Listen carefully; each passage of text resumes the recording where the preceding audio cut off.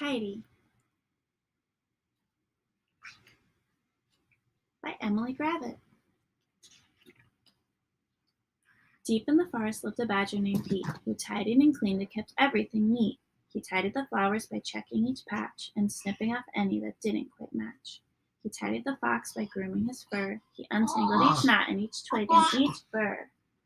He tidied the birds from the big to the small by brushing their beaks and then bathing them all.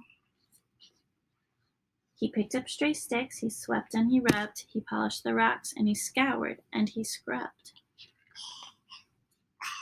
So when a leaf fell, well,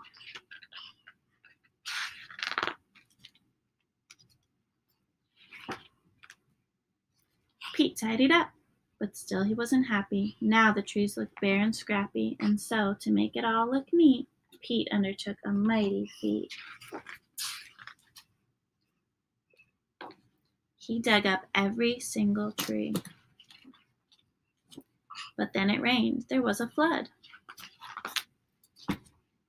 And afterward, a lot of mud. Pete called in the diggers, he called in the mixers, he called in the concrete, the rakers, the fixers.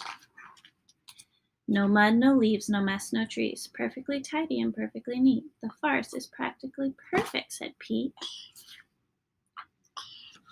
I'm hungry, he thought. I deserve a treat. So he hunted around for something to eat, but the beetles and worms that he usually found were under the concrete deep in the ground. And so Pete decided to go home instead. If he couldn't have dinner, he'd go straight to bed.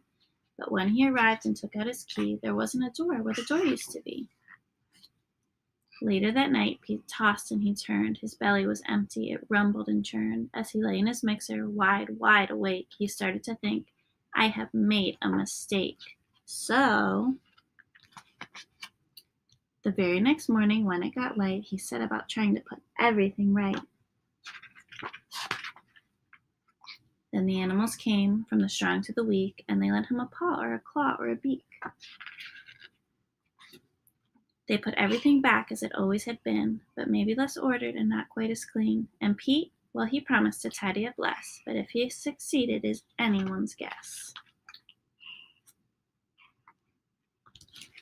The end. Want to give the gift of reading to one child in poverty? Donate $3 to change one life. Visit wordrebel.org.